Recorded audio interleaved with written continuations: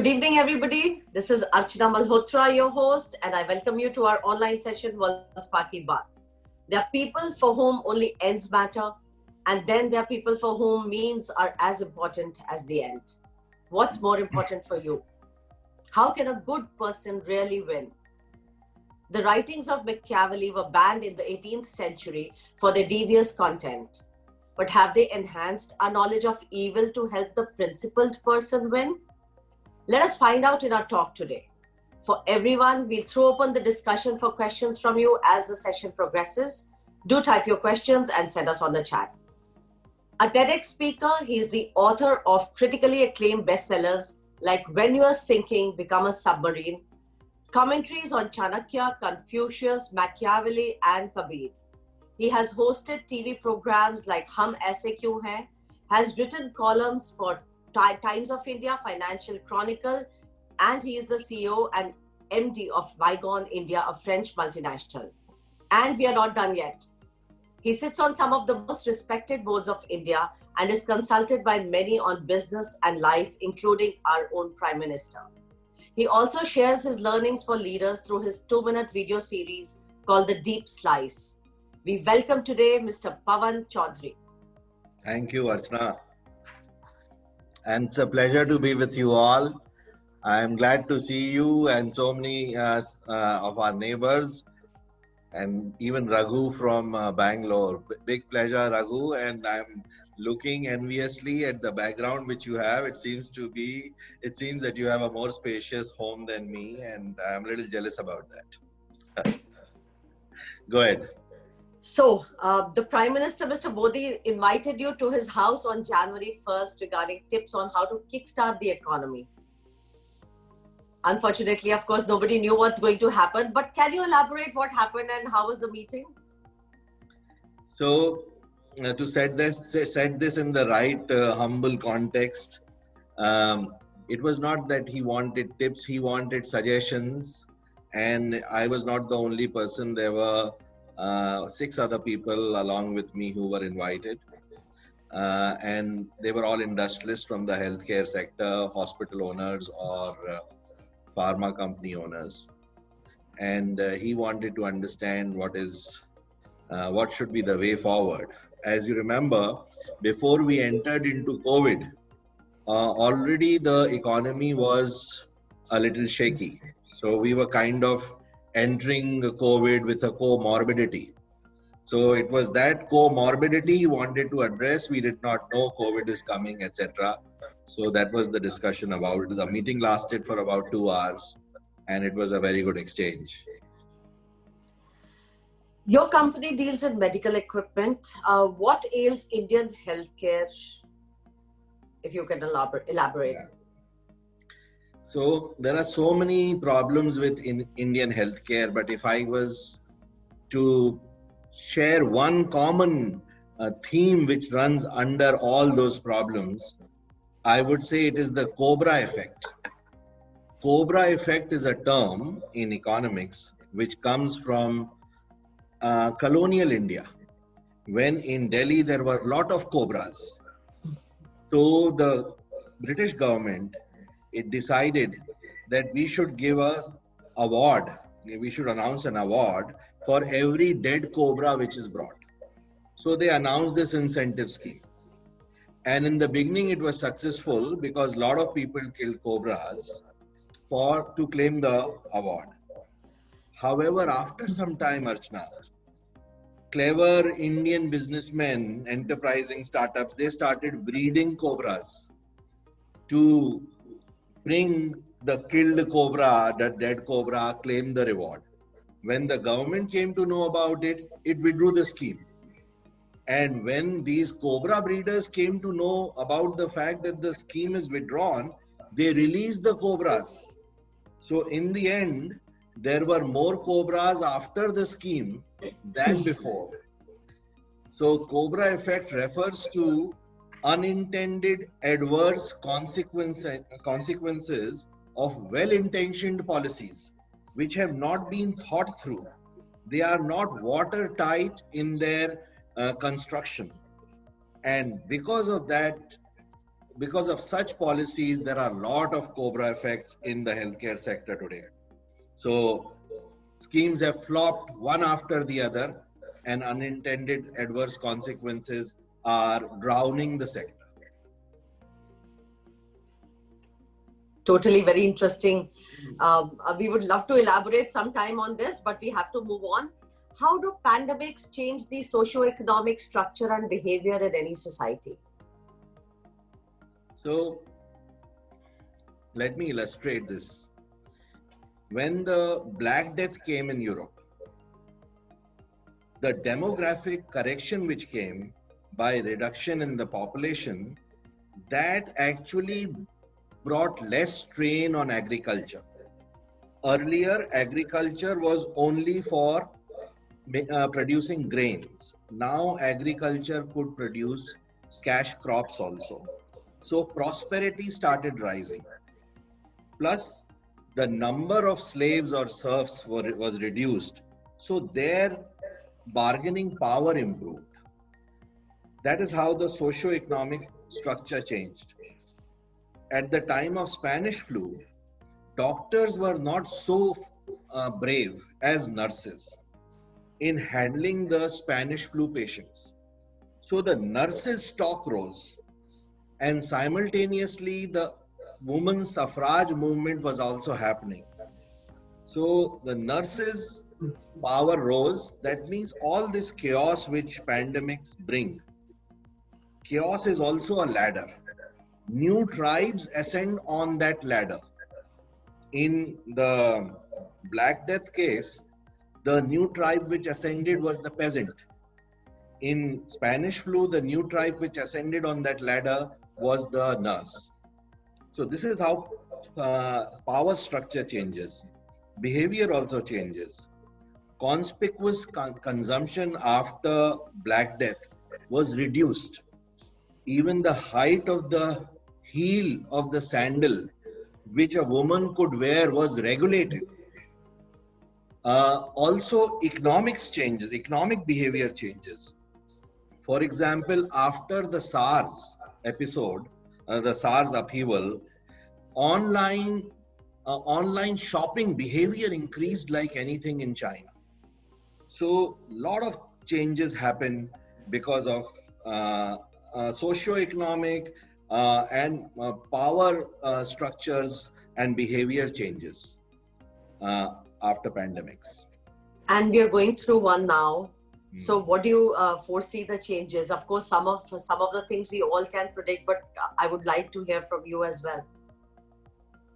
So I feel that some sectors will be, of course, hit badly, like aviation, travel, leisure, oil, automobile. Poultry will be hit badly. Poultry is already hit. We are losing, the poultry industry is losing 200 crores. And poultry and newspapers may be hit because of fake news. That poultry may carry the virus, and newspapers also may be carrying the virus on them for time. Plus, several other sectors will do better. Eventually, healthcare will do better. Right now, healthcare is in a big soup. Then EdTech will do better, gaming will do better, entertainment will do better, telecom will do better. So these are some of the changes which one can anticipate. True. So Pawan, you are an entrepreneur, a business coach, author, host, and so on. How do you manage so many different professions together? Different businesses, different things, passions? So biggest reason for that is the support which I have in my family. So my wife is my publisher also. She is the bouncing board for any ideas which I have. She is also an MS in computer sciences. So I know very little about even the Zoom call works, everything she fixes. So that is a very big support. The second thing is that perhaps my interest, I have been able to align with the growth of my companies. on which with who I work. So I'm interested in the socio-economic grain, the socio-political economic grain of humankind, and the businesses also depend on this.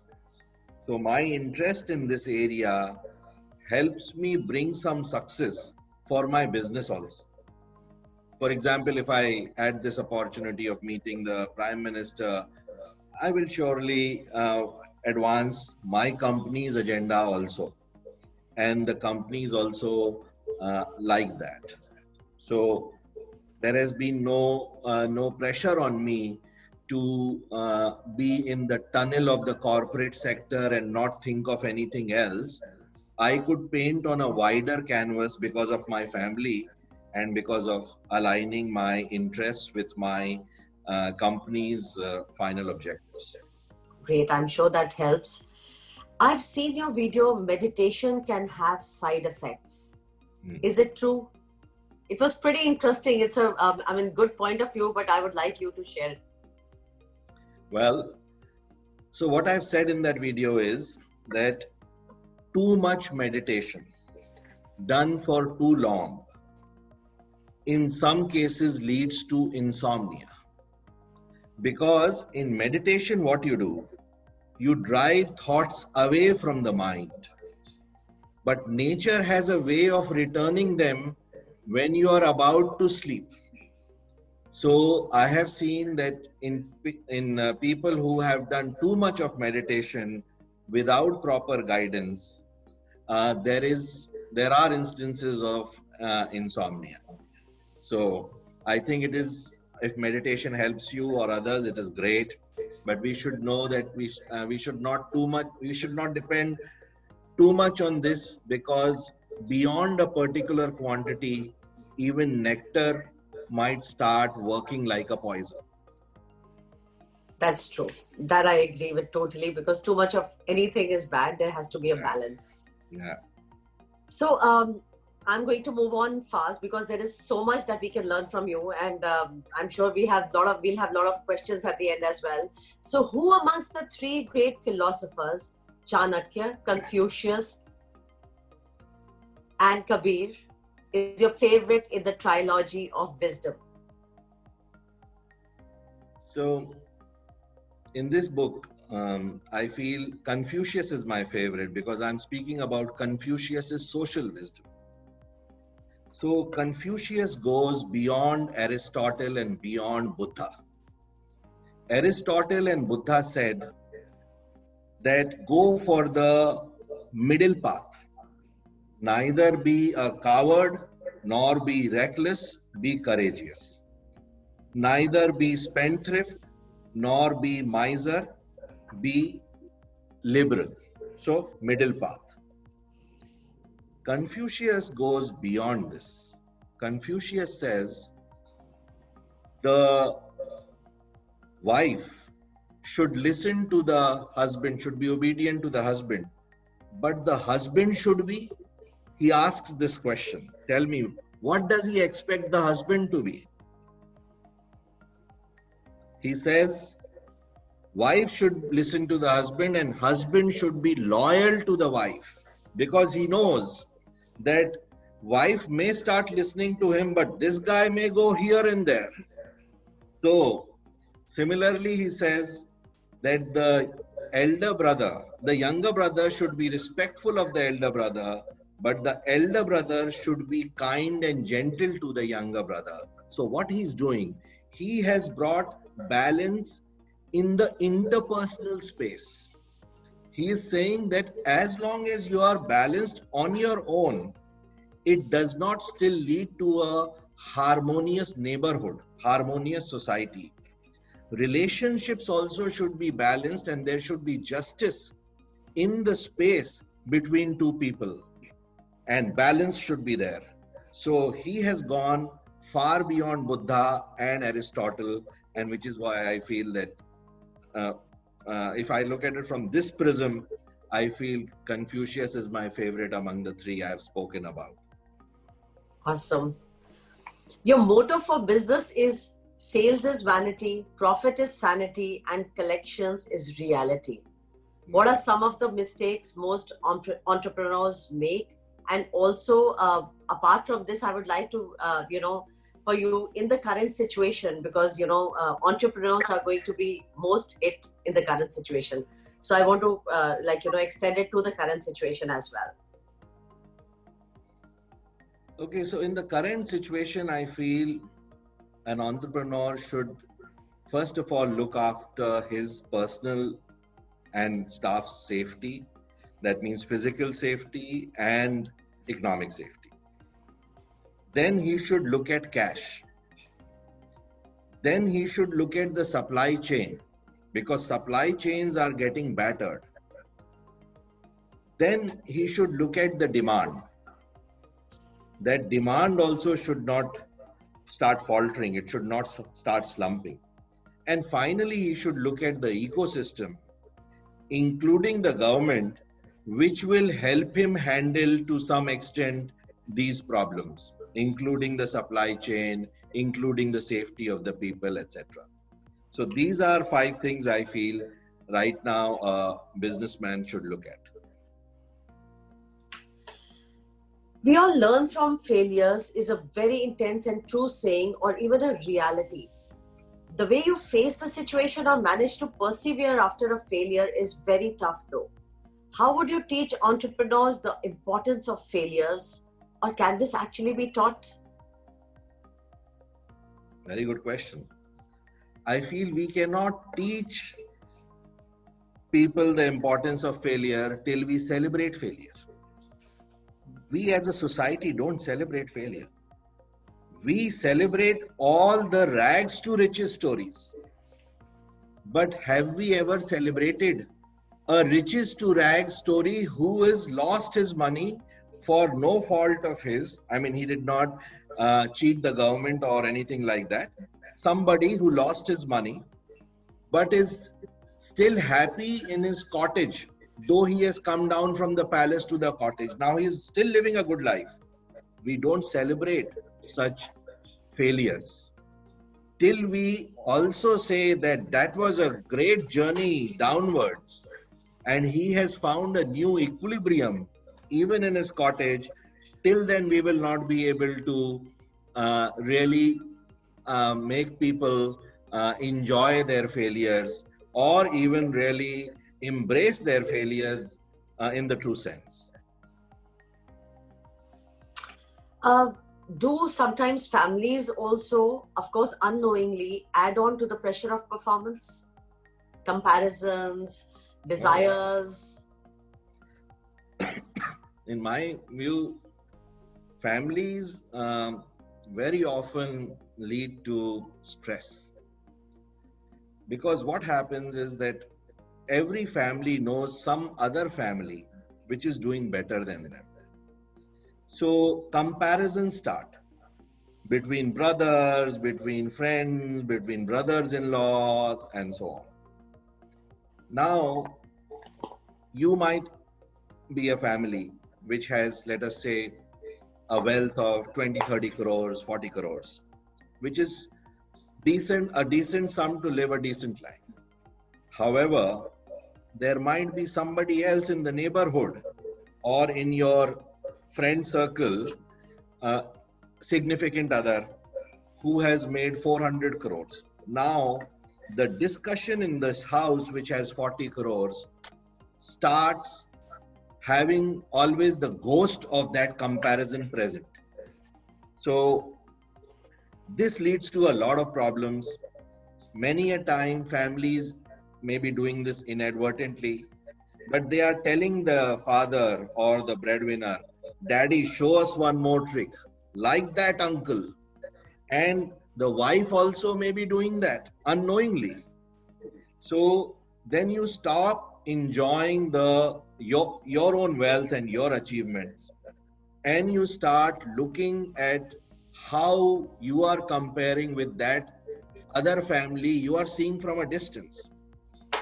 You're getting the edited version, the Facebook version of that family, how happy they are, what nice holidays they are going for, whether they have chartered a plane, and so on. You don't know how many fights happened in that plane.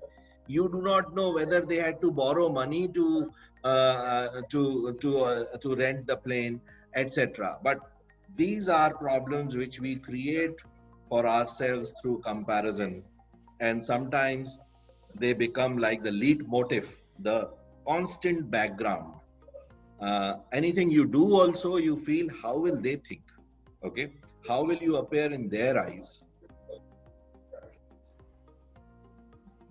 This is so true, actually, for all of us at some point or the other, and we don't realize, but there is so much direct and indirect pressure we get onto ourselves, and especially in times like this.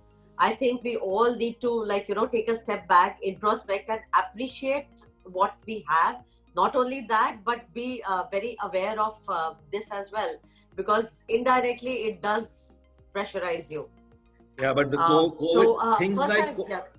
things like COVID are the levelers. Okay, COVID and situations like this level you. Okay, because all of you are now stuck in your homes. Now, or even the Indian roads, they level you. The Indian polluted air levels you. However, you need to do a little bit of retrospection and try to reach your happy equilibrium and disengage from these ghosts who have come in your home, who you are comparing with and losing sleep. Very true. So we have two questions. Malika and Raghavan are asking you, coming to the current Indian economy, do you think we have the intellectual powerhouse in Delhi to really trigger economic growth? Because we need heavy duty plans. Frankly, I feel that our intellectuals are not really ready. They are not thorough. I also feel our leaders are not thorough. Margaret Thatcher is a leader I admire. She was a chemist by training. She was called forensic.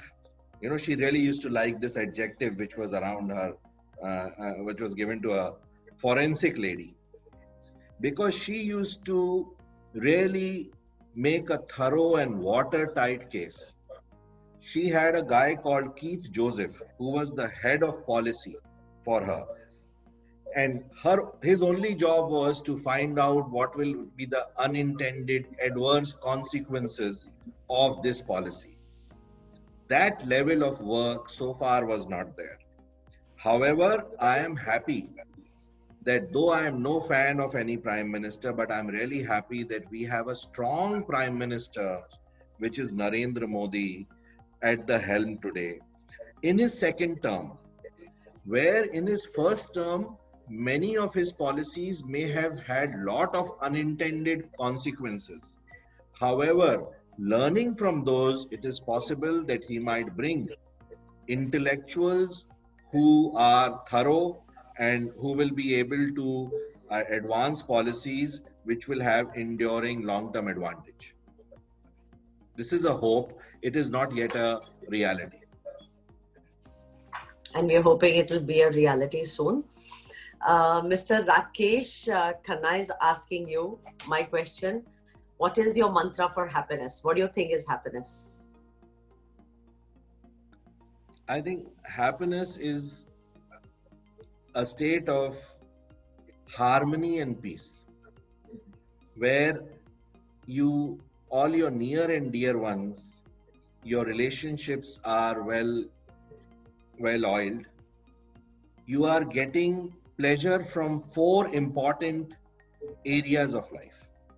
One is work. Your work should be pleasurable and you're getting happiness from it.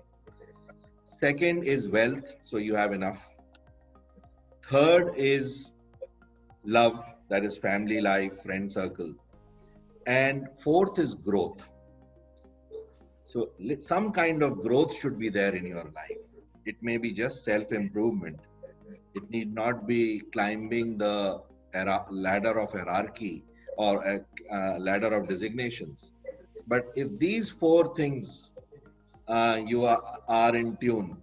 Your work, your health, your wealth, your the love and growth. These four, 5 things, if they are in tune, then you are happy.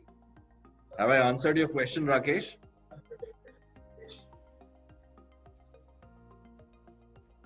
Go ahead. Rakesh ji. Just putting on the mic. So, I think so. Just one other thing. Go ahead. This is not true for everybody, is it? It's what should make them happy, but people go in wrong directions and end up being unhappy. Is that true, or do they find happiness there as well? Yeah, I feel a lot of people are unhappy, and all of us are unhappy sometime or the other. One of the things which makes us unhappy as we grow older is regret. Regret comes from the opportunities which you had and the choices which you made. And so I see regret maybe coming in 5-6 areas: education, it comes in parenting, romance, career, self-improvement, leisure. All these areas can lead to some level of regret, and it can be triggered by anything. You're seeing a TV commercial where a father and son are really enjoying a game together, and there is lot of affection which you see between both of them, and you might feel that maybe I did not give enough time to my kids. So I feel that happiness is something which very few of us can reach always. None of us, I think, and many of us go in the wrong direction. Many of us do not have that sensitive families which we spoke of, who will allow the other person to live and breathe, and also ensure that everybody lives and breathes happily. True. Also, I feel that happiness is your own state of mind. I mean, it depends on what you feel and how you can elevate your state of mind at any stage, at any point of time, under any circumstances. And it's a journey, basically. So we were talking of regrets. What regrets do you have in life? Mm-hmm. So I think my regrets mostly are psychological in nature or emotional. So some harsh judgments, some relationships scarred from either side. Those are the kind of regrets I have. But I am not really in that in that chronological age where one has a lot of regrets. Okay, I'm getting there, and then I'll see what other regrets I have. Of course, I also have a regret that maybe education wise I should have studied philosophy or political science rather than pharmacy. Though my wife says, then how would we have ensured that the kitchen fires were burning? But more of my regrets are in the emotional side. One of the shadows of intelligence, little bit intelligence, is judgment. And judgment is good because it saves you from many dangers. It makes you make the right decision. But judgment of people is not so great. So you have to sift through the judgment which works for you, and abandon the judgment which might create cracks in your relationship with other people. So I feel those maybe a few harsh judgments which I might have come to earlier are my regrets. But I guess that's what life is all about, and that's what growing up is all about. And Absolutely. Of course, we have a long time to go. Yeah. To learn many more experiences. Okay, well, first I'll ask you 2 questions from here, and then I'll proceed. Rohit Bhandari is asking you, is that what happened in the case of Rajat Gupta? Looking at peers' levels of prosperity goaded him to do financial dealings he shouldn't have? This is when we were talking about family pressures. Yes, yes, could have been. Because same thing happened to Chanda Kochar. Chanda Kochar was very well off, but rather than being happy with your home in World Spa, if you start aspiring for the home in Aurangzeb Road, and you are mostly dealing with people who are in Aurangzeb Road, and nobody is there to tell you that World Spa is good enough, enjoy, okay, then you might uh, start trying to run towards Aurangzeb Road by bending the rules, okay, and when you bend the rules, then there is a chance of you getting caught also. I've read about Rajat Gupta. From the circle which he had, it is possible that what Rohit is saying is a fair estimate of the origin of the mistake. And I remember Shelley saying, sharing with us that when I spoke to all his friends and family, I mean, nobody was ready to say anything against him. So popular was he with everybody, which is also commendable. Yeah. So, we feel that the rich may be this esoteric class, but a lot of studies have been done on this, and one of the personal study was done by Marcel Proust, who climbed the social ladder in France to reach the highest level, and then he discovered the rich were neither intelligent nor interesting nor honest.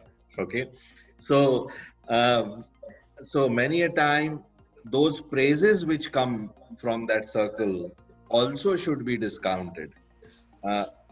This is what I feel. So is this something from your book, Modern Machiavelli? I mean, I remember reading a little bit about it. So no, my book is called Machiavelli for Moral People. Okay, so I was forgetting the name. I think it should be a very interesting book to read. And but we move on to the next question now. Ajay is asking you what recipe you recommend to Prime Minister to restart the economic growth now. So, well, basically what I tried to say was that all the policies which are made should be thorough. I said it in, of course, different words. Let me tell you, the Prime Minister was also very open. He said, अगर कभी बस अटक जाती है तो सिर्फ driver की ही responsibility नहीं है कि वो धक्का लगाए, आप सबको बस से उतरना पड़ेगा और धक्का लगाना पड़ेगा, लगाओ धक्का. You know, he was in a very humorous mood. So, sensing that mood and sensing his openness, I tried to say that we need to be more thorough. We should pulse the socio-economic grain and then come out with our policies which are in line with this socio-economic grain, rather than imposing templates which will be rejected by the system.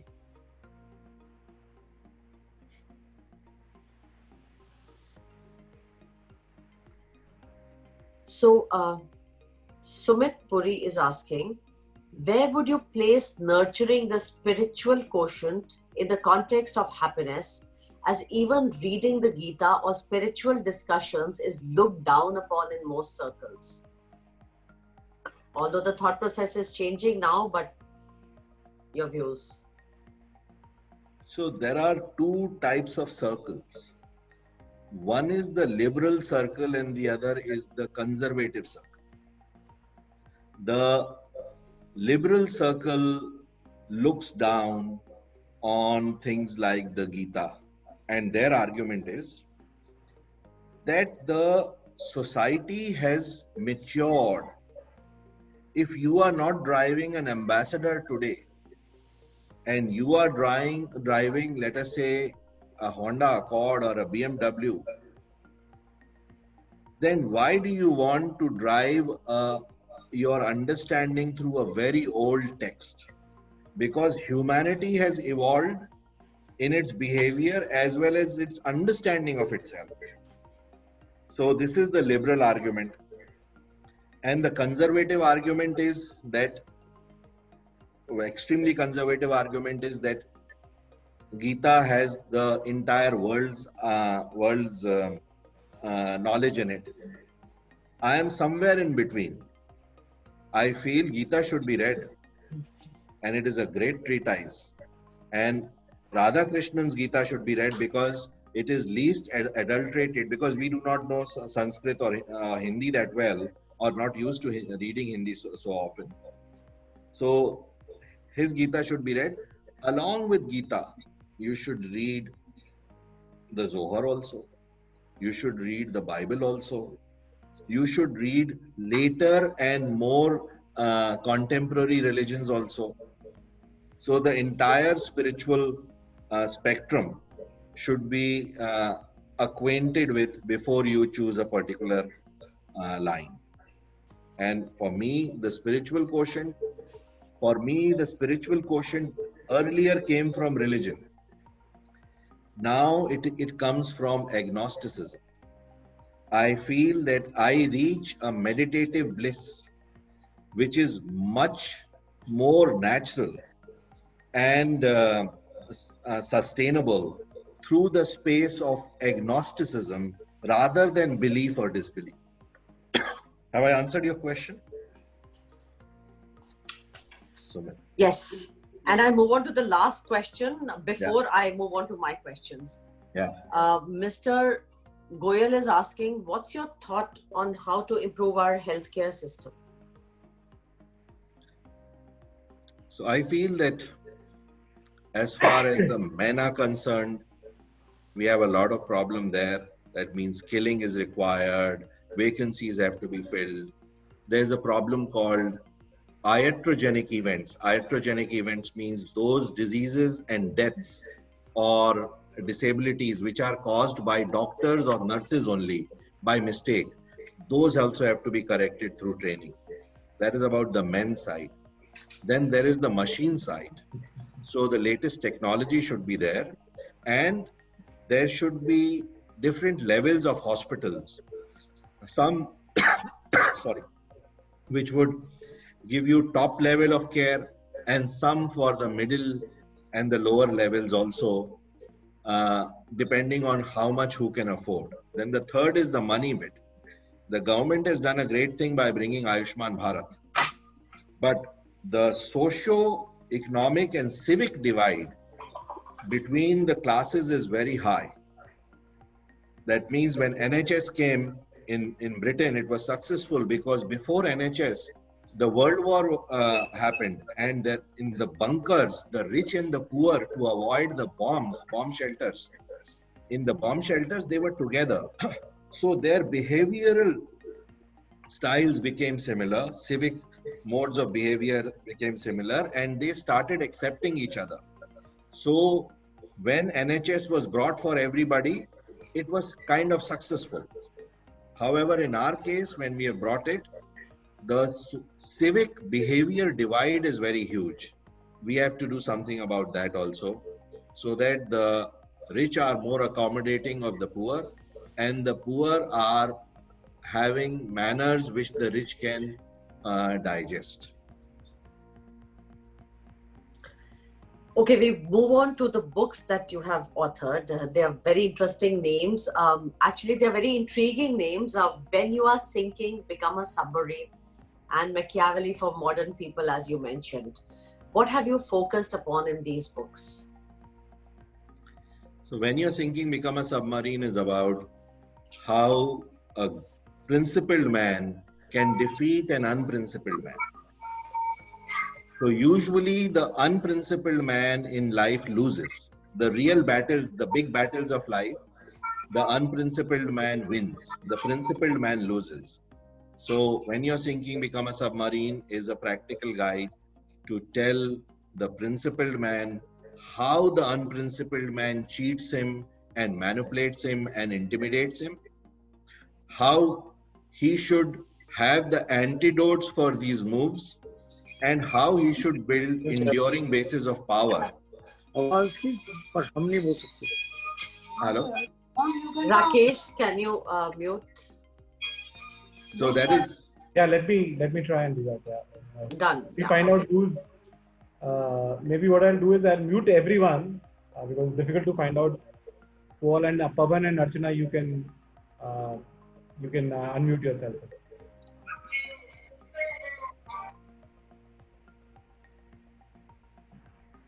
Okay. So that is the... And Machiavelli for moral people is...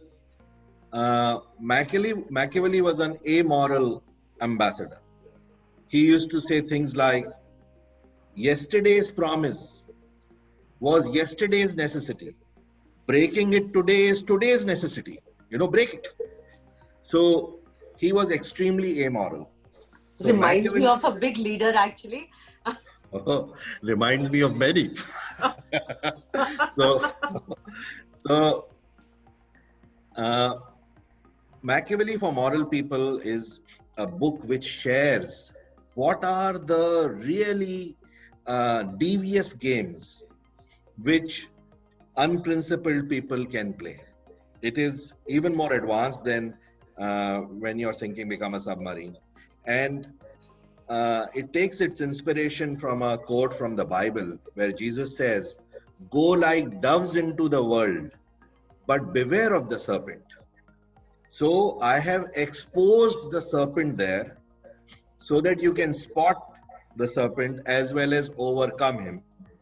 That is the purpose of that book, Machiavelli for Moral People. Unless you know how bullets work, you cannot make a bulletproof jacket. So it is the knowledge of the bullets which the devious man uses. Very, very interesting indeed. Pavan, do you believe in superstitions? I used to be quite superstitious. I remember this Shiv Murti, when I used to sometimes cross it without doing my namaste, without doing my pranam, I used to then ask my driver to take me back. And then, and I could feel that he's half chuckling because he knows that the master is scared and he is going to bow again. I was also superstitious in the karma. So this was not only superstition of omen, also karma. I misbehaved with a servant of mine before leaving for France, first trip to France, many, many years back. And I lost my passport. And all hell broke loose. I finally, with great difficulty, got my passport, a new passport issued. And then I realized that my earlier passport was lying in a corner of my briefcase. I did not search the briefcase well enough because all the time, the fact that I had misbehaved with my servant and retribution is coming was playing in my mind. So even though retribution would not have come, I willed it on myself. That's how superstitious I was. However, when I got exposed to European thinkers, then slowly the superstition is gone. And now I'm nearly in the agnostic space, and I feel that this is a very blissful space. Now I'm not superstitious at all. But I guess, when you do something wrong, morally or otherwise, it also plays on your mind. Yeah, that's why they say you're not punished for your sins. You're punished by your sins. So all those people who have been born and brought up in this karmic understanding, which we Hindus have, they have this self-regulatory, regulating rhythm. In fact, I would call it, there's a word for whipping yourself. I'm forgetting the name. You whip yourself after doing something wrong because so is your indoctrination by karma. But on karma, I will speak to you sometime again because I feel that there is some modification which is required in our understanding of karma, given the light of new research in psychology and human behavior. Great. So Rakesh ji is asking you, among the various hats you wear, which is the one that you're most passionate about? So this is an invisible hat. This hat is the hat of a student. I may be known as an author or counselor or whatever. Nobody knows that I am really a very keen student, or that is not a tag I have, but that is the hat I enjoy most. Being a student, learning about human nature, learning things, thanking the world of knowledge which I have inherited. If it is a staircase of knowledge that I've inherited, thanking the universe for that, and also trying to add one small step to it, which was so far not present. That knowledge of staircase, I thank, enjoy being there, and also wanting to add a step to it. James is asking you, the lockdown is saving lives from the spread of the virus, but the economic devastation means we will lose lives as millions fall back into poverty. How do we choose which lives to save? It's a very difficult question to answer. That's a very good question. Very unfortunate that we have to face these moments. Yeah. So I will go by what Socrates and Plato have spoken about eugenics. And I do not go by what they have said that the best should survive. The most intelligent, physically good, physically strong people should survive. The best genes should survive. I don't go by I don't advise that because they have said it. I advise that because we have had a very checkered past as a country. For the last 2000 years, after the Maurya clan, we have seen only decline and disaster and defeat and ignominy and chaos and dirt. So because of which I would say that the best among us should be chosen for their minds, for the robustness of their bodies, for the wealth they can bring, for their enterprise, and those should be the people who should be chosen. So we are fast moving towards the aging process. Not that we are on the corner. There's a long time to go. What would you advise all of us? So you are not anywhere near the aging, let me say, starting line. I am much ahead in the queue than you. Well, parlors are yet to open in another month, and I'm sure I'll be ahead of many. So, you know, your age, if it comes, it only comes on the face. Mine, I can feel in the body also. So, but anyway, I feel as we age, we should maintain utility. Utility of what kind? Maybe it is capital utility. So your kids and people around you are dependent for some monetary support. Or it can be social utility. You can give them connections which are very important in a country like India. Or it can be intellectual utility. You can give them good advice. But as you age, you should maintain utility, because I have seen that people who lose utility completely start getting into some kind of depression, or if not depression, great self-doubt, which is painful. So this is what I would like to say about aging. very great thoughts. Now, this is my last question. You said there are different metrics to derive pleasure. Would you like to share any? Because especially, these are stressful times, and I'm sure we can all do with a few.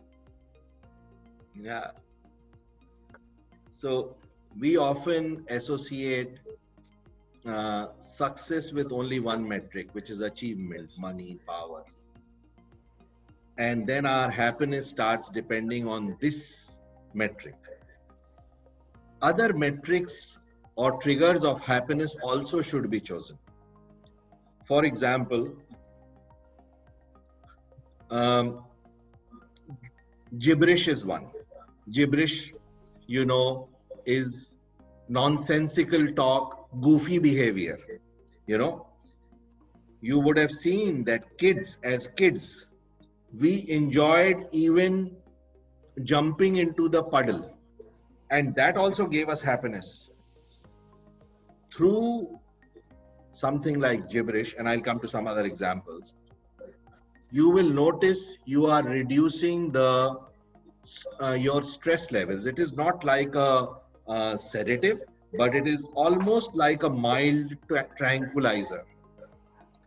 So similarly, we understand that our fixation with success is more concerned with the heart and mind, thoughts and feelings. We should also enjoy something about the body, maybe a good massage, maybe some good food, maybe even the cold air of the AC or the hot bath. These also should give us some pleasure. So when you have more triggers of happiness, a good joke, some good humor, some ribbing among friends, all this also should give you pleasure and happiness. So you should have multiple triggers of happiness. Have I answered your question? Absolutely. And I want to leave everybody on a happy note. Go ahead. And let me just see if anybody has any last minute questions, and then we will wind up the session. Rakesh ji is saying, it's a serious question, but we'll take it nevertheless. Rakesh ji is asking you, India will be in the world order. Where do you think is India going to be in the world order post the pandemic? In my view, if we handle the economy as well as geopolitics well, which I feel Modi might be able to do in his second term because of the mistakes which he has made in the first term and the learnings from those mistakes, then I feel we should be among the top 4 or 5 nations of the world in the next decade or 2 decades. This is my estimate also. You can also call it may be my wishful thinking, but I have seen that many countries after pandemics or big upheavals rose very sharply. And I hope that happens for India also. We have been waiting for last 2000 years. Great. So I think we are going to leave everybody on a happy and a very optimistic note. And just music time is about to start, and I thank you all, and I thank you, Pawanji. But before we leave, I'll tell you who all are coming in tomorrow. We have 2 Spartans coming in tomorrow. Shalini Arora Kocha, who is an author, blogger, columnist, and X Factor and happiness coach, and Gulraj Singh Shahpuri, an accomplished business turnaround and leadership coach. He's known for his breakthrough programs with corporates. So thank you, everybody.